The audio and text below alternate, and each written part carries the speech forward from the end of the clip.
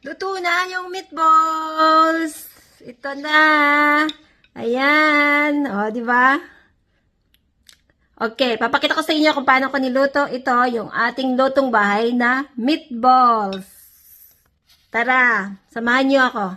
Ayan, magluluto ako ng meatballs. Ito ngayon ang ating lutong bahay. Masarap din ako magluto ng meatballs. Tingnan natin. Ito yung ground beef na gagawin kong meatballs. So ngayon, titimplahan ko lang siya at i-balls natin. Ayun ang aking gagawin ngayon. So, lalagyan natin ng mga ingredients niya, syempre. Ayun, lalagyan ko siya ng konting salt. Mga 1 spoon, ayan. Tapos, garlic powder.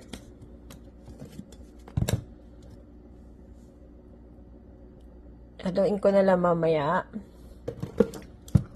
Meron din akong onion flakes.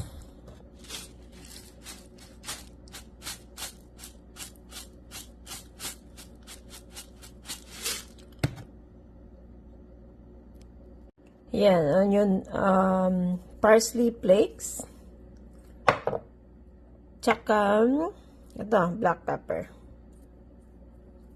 So, ayan lang yung aking mga ihalo dito bago ko siya ilagyan ng balls. Ilalagyan ko rin siya pala ng kaunting breadcrumbs.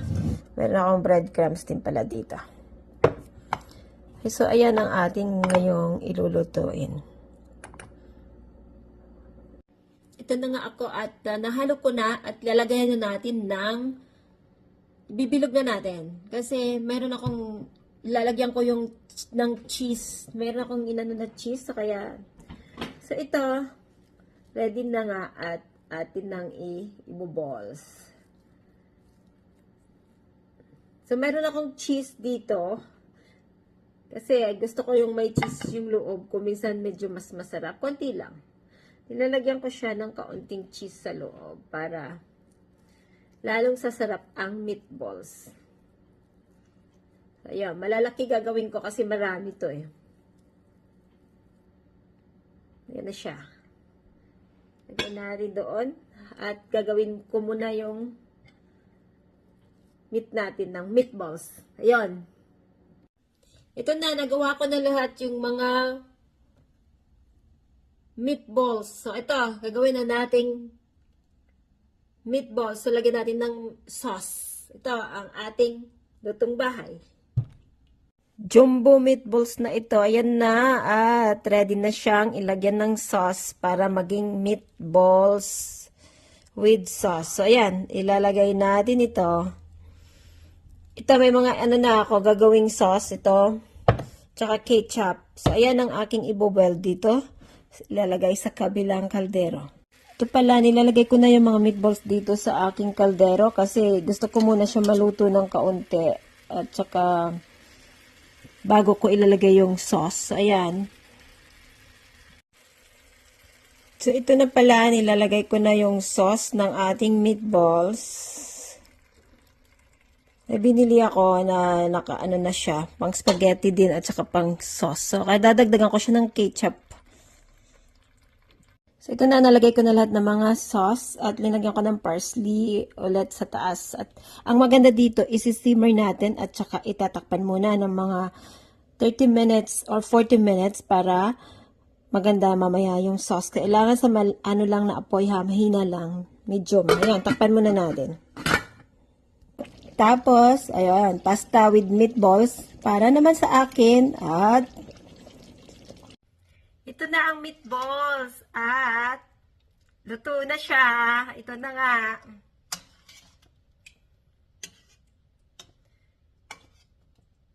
Diba ang laki oh? Malaki yung ginawa nating meatballs. Yung ginawa ko. Ayun na siya. Ayan, kayo na bahala magtimpla kung ano pa gusto nyong ilalagay. Tikman ko muna. O, ayan, okay na siya. Kaya, lutong-luto na talaga. Pwedeng-pwede na. Ayan, ang meatballs natin na mainit-init pa.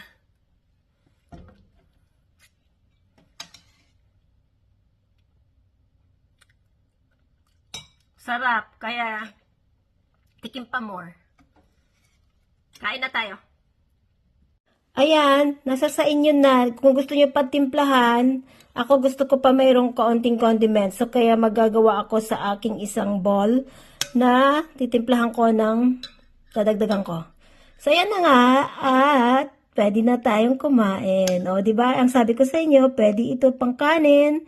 Pwede din ito ilagay sa pasta. Pwede din ito pang sandwich. Marami tayong pwedeng gagawin dito sa meatballs na ito. Kasi pwede natin gawin na sub meatballs din. Ang leftover. Diba? Tapos, yung, ayan nga, pwede sa kanin, pasta, kasi may sauce na rin siya. So, kaya yan, nadagdagan na lang natin ng pasta at kanin at kakain na. Ito na yung meatballs na ating niluto. Luto na siya. Kain. O, ayan. Tama-tama lang.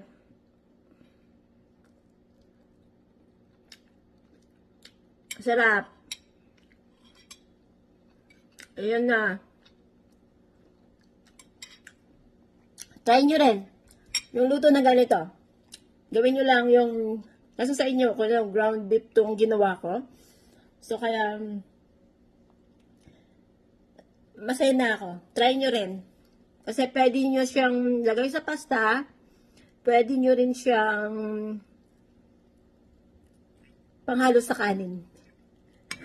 So, ayan. Basta may sauce, pwede na rin sa kanin. Yan. Bye for now.